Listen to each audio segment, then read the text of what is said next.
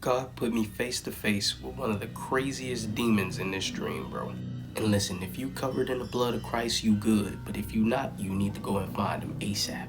This demon comes for everybody. And you'll probably recognize them as we go through this dream right now. So I need you to prepare yourself. It might be a little lengthy, but trust me, it's gonna all make sense.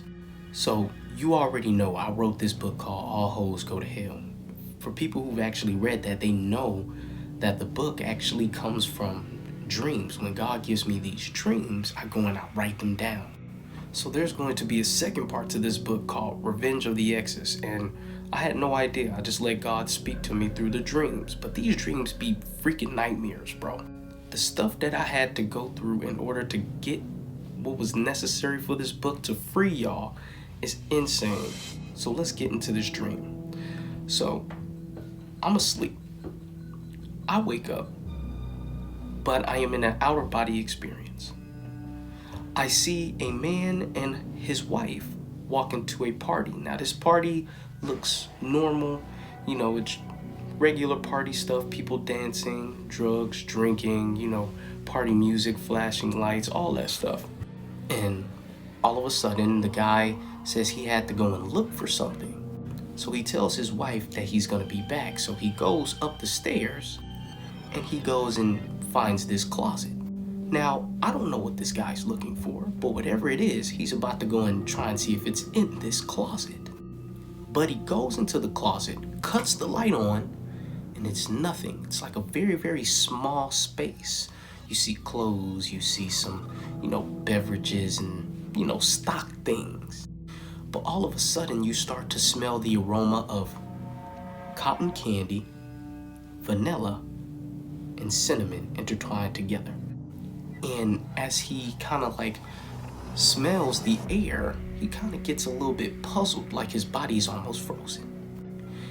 And I shit you not, a very, very tall, smooth, brown-skinned, curvaceous woman walks into that closet. Now, I'm telling you, she's so tall that you can't even see her eyes. You can only see the pink lipstick.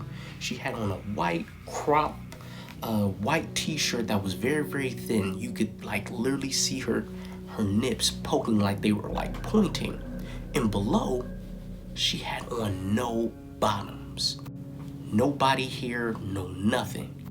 And this guy is he's looking, but he starts to fall into this weird trance. She gets closer and closer and leans on the door real seductively, but you can't see her eyes still.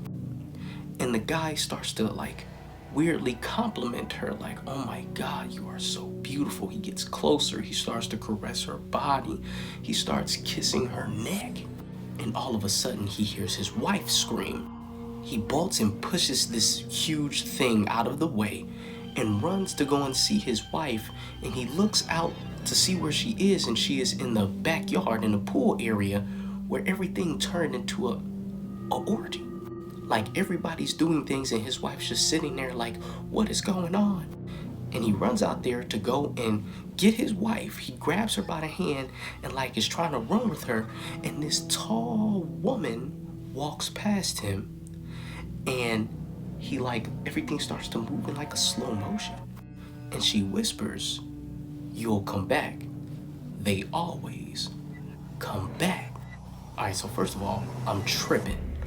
I wake up out this sleep, and first thing I do is I run up in my office, and I'm like, God, what the heck just happened? I don't understand. Please put this in detail for me. The demon's name is Jezireth, a mixture between Jezebel and Lilith. This demon is going to be a part of the next book, Revenge of the Exes. This is where we kind of dive deeper into what is attacking the human soul. This particular demon is one of lust, temptation. And she caught him in the closet because the closet was a hidden place, a secret place.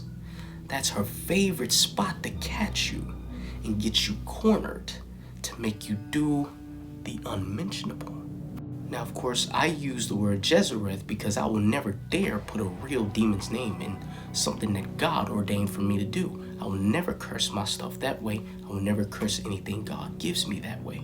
Now, I don't know who many of you are, but there are demons that are trying to seduce you. Not with just women or men, but with old desires, with old habits, for fame, for attention.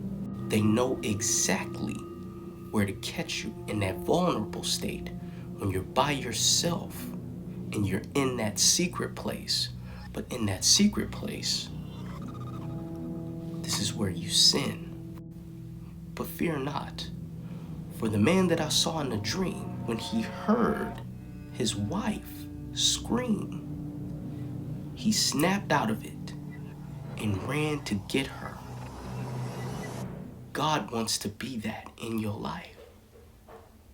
And listen, how deep these books get, it's made to get to your spirit. It's not just a regular read, bro. It's not that. And I'm not just trying to sell you no book, bro. I'm sorry. I'm not even an author. You feel me? God made me do this. I loathe writing. But he made the penmanship so beautiful, it's like the words were writing themselves. Because it's not for me. It's for you. It's for them. And, bro, we can't just hold messages in. They have to come out, and you have to see it in the ugly and in the truth. Take heed, bro, and be careful before you get cornered in the closet. Don't let it get you again. Amen.